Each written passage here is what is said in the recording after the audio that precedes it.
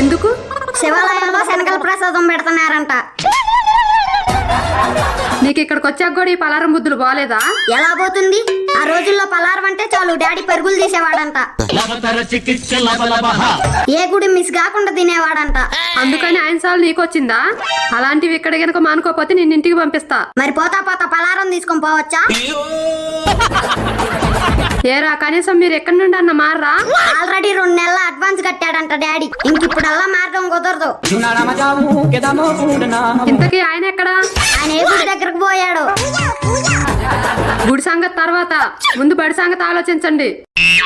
అందరు ఎప్పటి నుండే స్కూల్స్ వెతుక్కుంటున్నారు. లేట్ అయితే ఇక్కడ అడ్మిషన్స్ కూడా దొరకవు. పిచ్చమ్మ, నువ్వేం కంగారు పడకు. ఏ స్కూల్ దొరకపోయినా చివరికి డ్రైవింగ్ స్కూల్ అయినా జాయిన్ అవుతా.